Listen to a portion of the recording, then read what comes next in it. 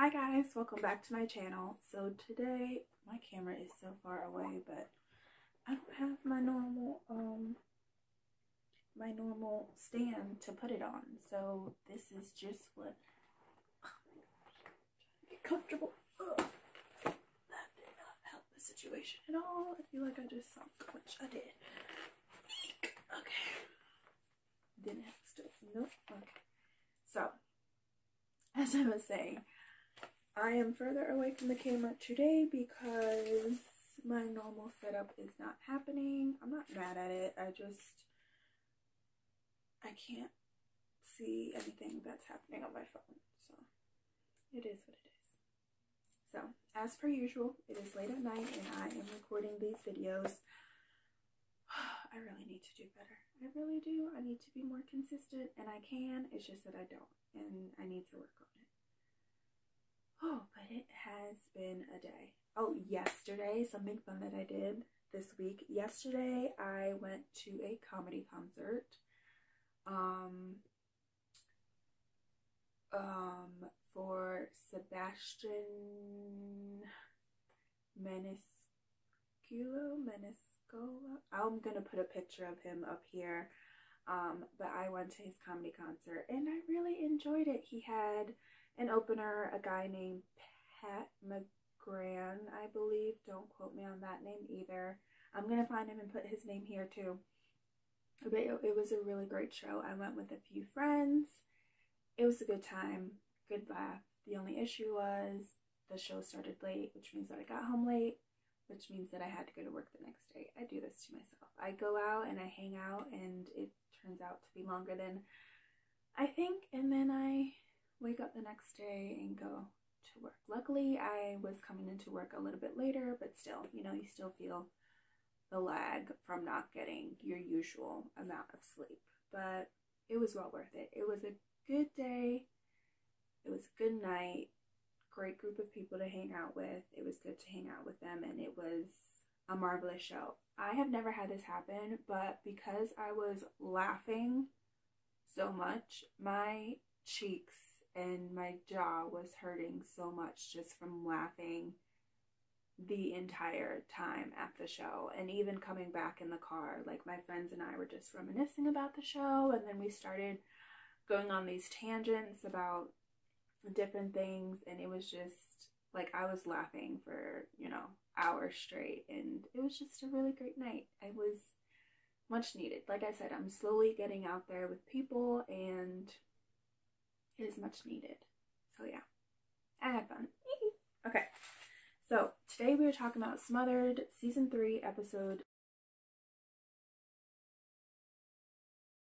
7 and 8, because I combined Smothered because it's like, come on now. I'm going to try to rush through, but you know I never can because I always end up going on tangents. Yes. Okay, so Episode 7 and 8. Episode 7 is called 2 for 1 Deal. Let's start off with Carina and Amy.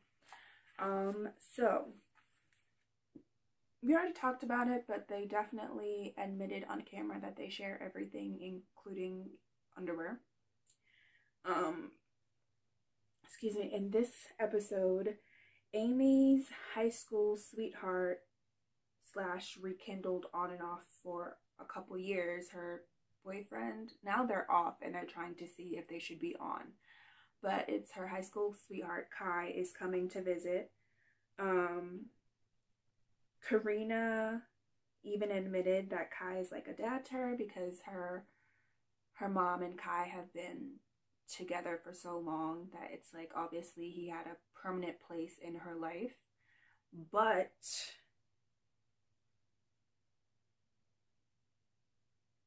yeah, but that's all I have to say about it. So Kai has come to Hawaii in the middle of a pandemic, or I guess you could still fly during the pandemic. I guess it just wasn't encouraged, but he flew and he's only there for a few days. And basically when he first got there, they all sat down and of course they're trying to figure out, should we be together, should we not be together? So he's like, let's just hash this out immediately. So he wants to go out on a date with Amy, and Amy immediately suggests, oh, all three of us should go on a date? her, Amy, and Kai. And Kai was like, no, you and I need to figure things out. So I feel like it should just be us. I'm like, this man just got to Hawaii and y'all already starting with your we can't be separated type stuff. So, anyway. So the luggage situation becomes a situation because, as you know, Carina and Amy sleep in the same bed. So Kai was like, where should I put my stuff? And so eventually somebody suggested the guest room. I believe it was Carina. And Amy tried to justify it. And she's like, well, you know, I haven't seen you in a while. And that way you have your own space. And if I need to come and talk to you, then we have our own space. So it definitely made sense, especially because they're not together. And he would have his own space because obviously Amy kind of comes and goes in her mom's room type of situation. So that was good. But we all know that the kind of reason behind it was because they like to sleep in the same, Amy and Carina like to sleep together as well. So, and I believe obviously Kai would know that. So he kind of knew what was really happening. So yeah, Kai's whole thing, obviously he has experienced them before, experienced their dynamic, and he's basically like, you can't put the blame of why they are the way they are. Like, he's like, basically saying he's not unsure who does not want to cut the cord. He's like, it's not on Amy not wanting to sever the cord. It's not on Carina not wanting to sever the cord. They're both doing it. And he made it abundantly clear that Amy's relationship with Carina has always played a role in their relationship. Now, regardless of it playing a relationship, Amy and Carina were very adamant about the fact that Kai has lied about things in the past, and that has been an issue. But he is also saying that Amy and Carina's relationship has played an issue as well. So, what else did they do? Yeah, Carina made it abundantly clear that she does not like Kai.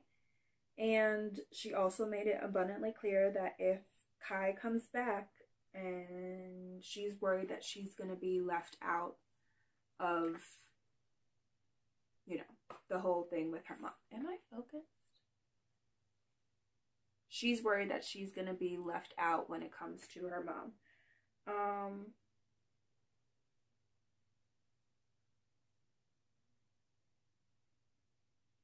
Yeah, it's just basically a lot of back and forth. Like, someone is saying somebody did something, and they're all pretty much doing it. Amy says that Kai is always all over the place. Kai says that Carina is always involved and around. So, you know, they're gonna have to figure it out. Obviously, some kind of conversation needs to be had about boundaries, you know? Onward, Kathy and Cristina, they're always talking about this pizza joint. That's like, I mean, we're 7 episodes in and we're still talking about the pizza place. But Kathy and Cristina finally admitted that they were hot in the shirts. Okay, they finally admitted that the glitter long sleeve shirts in what I believe is fall weather or spring weather, it's not, it doesn't seem like it's winter time. Wait, no, because they were decorating for Halloween. So never mind, I take it back. So whatever season it was still hot. Yeah, Kathy ends up having to deliver pizzas because they have no one else to deliver pizzas. And she feels like she's always tying up loose ends for the pizza place. She feels like Carlos always comes to her with a problem, and it's like he expects her to find a solution. So later on, did I say Kathy the whole time? I mean Cristina. Cristina has to deliver pizzas, and she's always feeling like she has to tie up loose ends. Okay, so later on, Kathy ends up going to deliver the pizzas with Cristina because she said she doesn't even like Cristina getting gas. So, of course, she's not going to let her deliver pizzas by herself.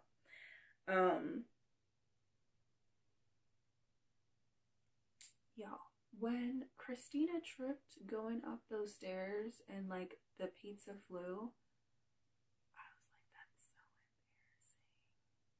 embarrassing. Like, it was funny, but it wasn't funny, but it was also like, also, I found it interesting because their pizza was in a paper bag.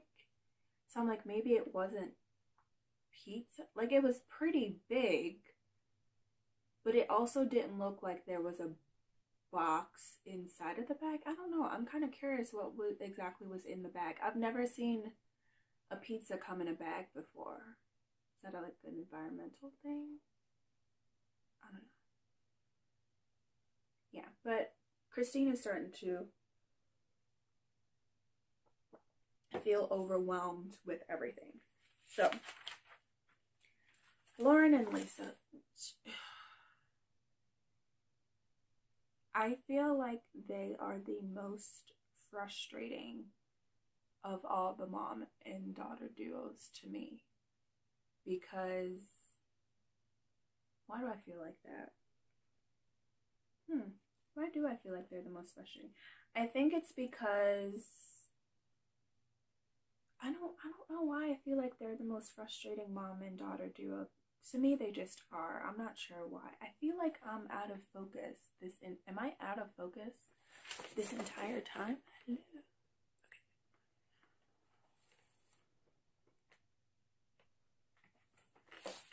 I don't know. I guess I'll find out. If I'm out of focus this entire video, I'm out of focus. You know what I'm saying? So, Lauren and Lisa. It starts out and Lisa is combing Lauren's hair. And basically, Lauren is like reflecting on what her dad told her about the whole situation. Her dad telling her, you know, you gotta let Laura Lee get involved. Her dad telling her, you know, you can't always run home when you guys have an argument. And so she's kind of reflecting on these things, and she's talking to her mom, and she's like, well, maybe I should go home and try to work this out. And her mom's like, no, you shouldn't. No, it's kind of late, and no, you shouldn't. This is why I figured it. This is why she's the most frustrating. It's because she undermines everything. It seems like, and this is just my opinion, it seems like Lisa is obsessed with winning. Because a lot of the issues here is like, who's gonna win? Is it gonna be Laura Lee or Lisa that wins? And it's like, she's obsessed with winning. And when she doesn't, it's an issue. Like, she wants to win every argument. She wants to win every point. She wants to do this. She wants to do that. And it's like has to always be number one. Just like, but why? Like, you have a whole husband. You have a whole nother daughter. Why do you have to be so engulfed in your daughter's life? I don't understand it at all. At all. At all. Okay. So.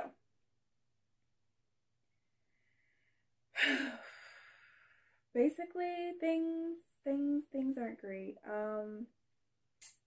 So Laura Lee kind of mentioned that, yes, I guess she's thinking, yes, Lauren and Lisa were like exhibiting these behaviors before they got married, but she really thought that they would calm down after marriage. And it's like, well, no, that's not usually how it works. You know, you don't switch behaviors. They usually say, or at least I've heard, that like things intensify after marriage. So maybe that's probably what happened. And Laura Lee is basically just asking, she's like, sometimes can I come first? Especially in this situation. But she's like, sometimes can I come first? And then Lauren says something like, Laura Lee needs to let her show you how much time do you need. Okay, I definitely wrote that wrong. She said something interesting, like she'll let Laura Lee know when she needs her, type of situation. Basically, like, give her some time to show you that. I don't know if I'm conveying what I'm saying, what I'm thinking. Basically, Lauren is saying she needs more time to show Laura Lee that she's a priority. Nailed it. And I'm just like, but you guys have been married for a minute now, and obviously you're still doing the same stuff. Like, how much time do you need? Is it because of the current situation where you're trying to start a family and, you know, maybe it's intensified? But obviously in Laura Lee's mind, she's thinking, how much longer is this going to happen? Because this ain't fun. You know what I'm saying? Like, how much time does Lauren need to show Laura Lee she's a priority? Y'all been married for a hot minute. Okay, and lastly, we have Angelica and Sunhe. So, Angelica has had baby Amara. I think she's just a few weeks old, maybe a month. But if you remember, they need to move out because their lease is coming up. So they need to move into Jason's house. And basically, Jason still has not finished cleaning up the place. I'm like, dude, if you're that attached to the stuff, rent a storage unit and pack all the stuff in the storage unit and then go through it later. Like, if you were really that attached to the stuff, that's what you should have done. But,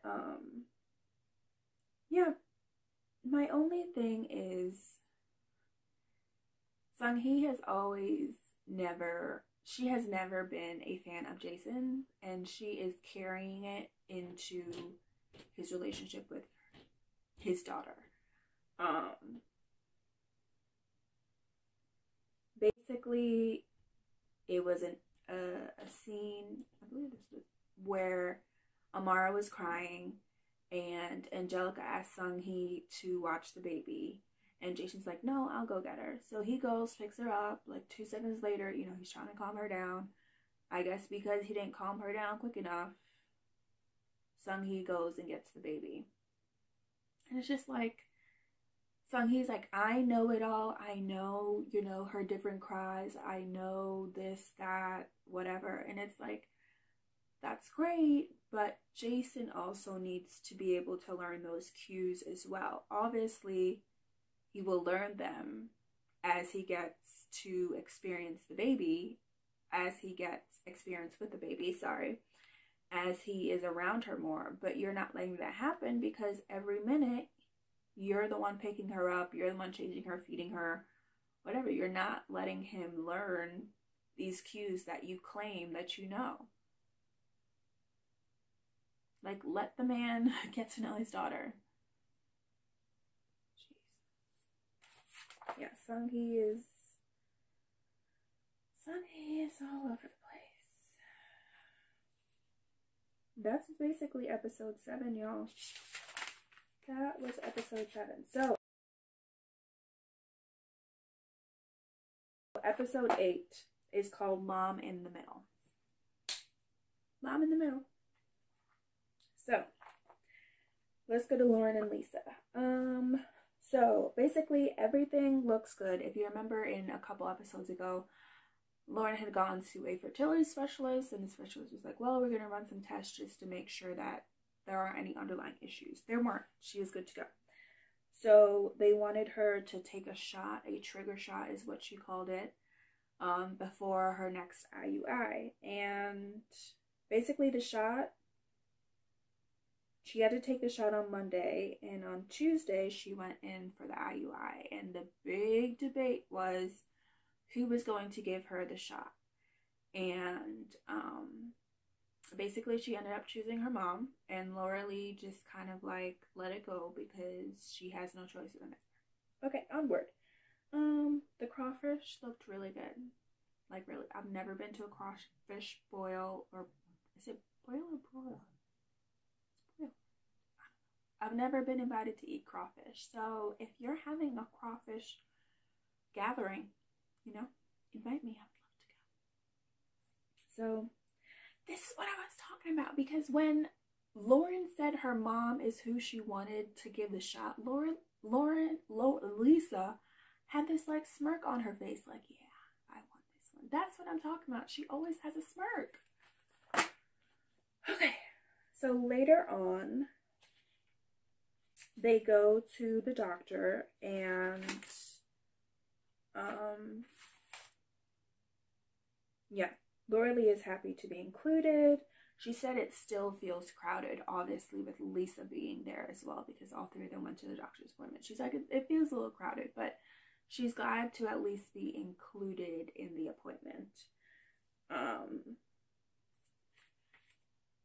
So eventually Laura Lee asked the doctor a question that he has never heard before. But basically she asked that after the doctor had situated everything for the IUI, it's like a syringe that he has to push. She asked if she would be able to push the syringe and like help in that last and final process. Lisa's just mad that she didn't think of it, honestly. That's why she was upset.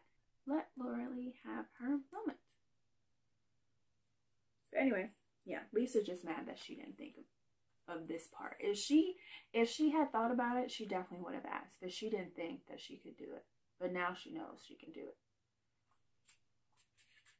Anyway, so the doctor said yes, Laura Lee can do the last push or whatever, and Lisa's like, oh, I prefer the doctor do it. The doctor is he literally does everything, and all Laura Lee is doing is pushing a syringe.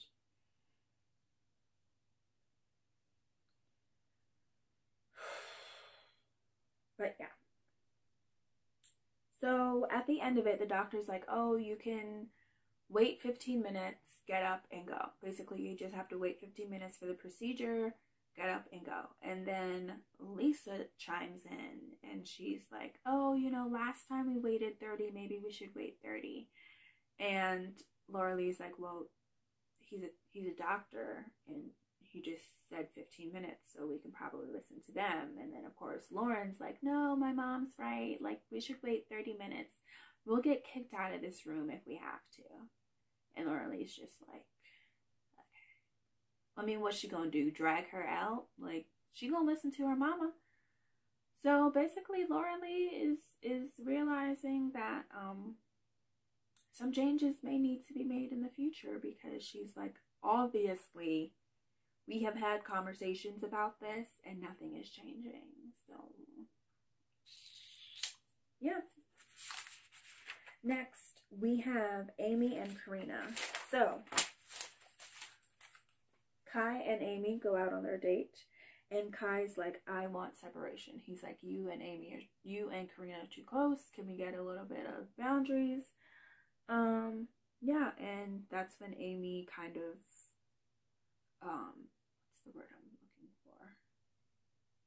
That's when Amy confirmed that what Carina had said in the previous episode, that like Kai has been untruthful. And she said untruthful on different levels, so I'm not exactly what that means. Like, I don't know what that means. Untruthful on many levels. That to me just sounds like he's lied about multiple things. Like maybe he's lied to cover up a lie type of situation.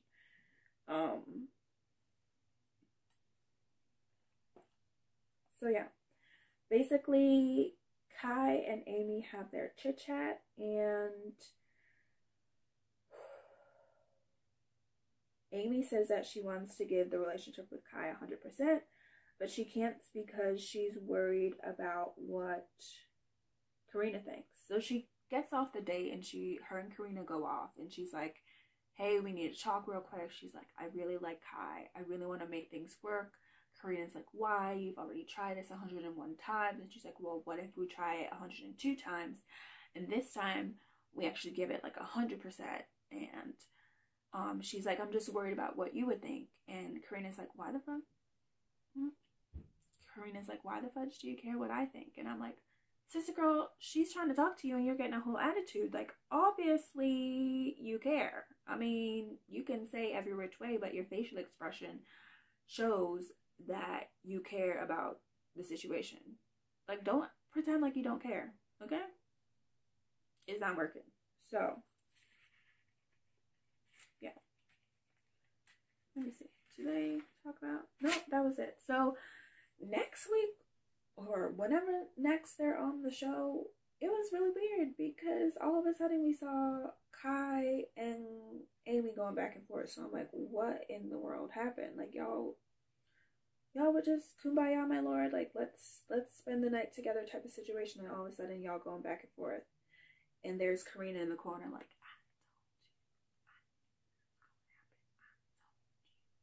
it's like she wasn't doing that, but I'm sure on the inside she was. So next we have Dawn and Cher. So I didn't get this. I didn't get it at all. So Cher decides to take Belle to her best friend, Tanya, I believe, who she owns a dental practice, and it was going to be Belle's first dentist appointment.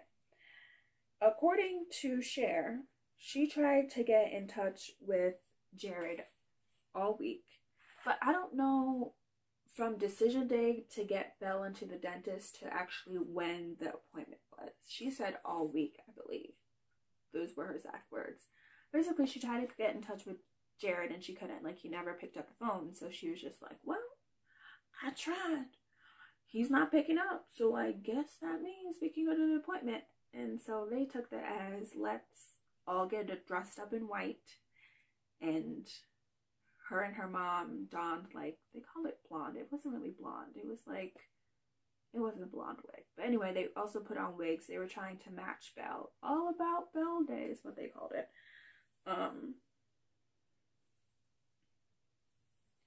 Yeah, so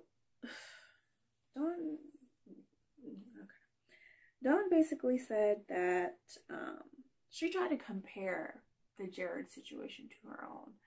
And she was basically like, oh, Jared is missing out on one dentist appointment. Like, think of all the firsts that I miss out on. And I'm like, ma'am, you are Belle's grandparent. So yeah, you're probably gonna miss out on some things because you are a grandparent. Apples and oranges, ma'am. Apples and oranges. I don't see how you thought those two would go together.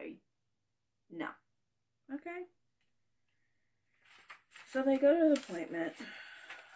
Belle freaked out a little bit when they were singing their song. I don't know. So later on, Cher decides to, I think she called Jared. And, well, first of all, I'll roll it back. Dawn was trying to justify the whole appointment because she was like, this was what was best for Belle. If he's mature, he will understand. And I'm like, not you turning it around on him. You trying to justify your actions because you know you did wrong. So anyway, Cher calls Jared and she's like, oh my word, I've been trying to get in touch with you all week. And I'm like, so I don't know doctor's hours. Okay, I really don't. And it seems like he's a surgeon of some kind. So that's even, you know, especially if you're a general surgeon, because that deals with a lot. I mean, all surgeons deal with a lot, but I mean, general surgery, like, I'm basing this off of Grey's Anatomy. Let me stop. Let me just say, I think he's a surgeon. So, and I don't know if he's still doing residency, but I say that to say this. Basically, she's trying to say that he was busy all week. Like I said, I don't know the time frame from setting appointment to appointment. I don't know the time frame. You're telling me not once could you get a hold of him? Like, not once. You tried calling him, he didn't answer. You tried texting him, he didn't answer. Like, not once you were able? Okay. So basically, she told Jared. Dawn was in the room trying to, like, hype her up. Like, yeah, it wasn't a stranger that did it. Like, aren't you glad? And he's like, wait a minute. Jared goes, we talked about this. We said no first. We said that we weren't going to do stuff that wasn't going to include that, like, I would be upset if I missed out on. And she's like, well, you know, she's trying to justify it. And he's like, no.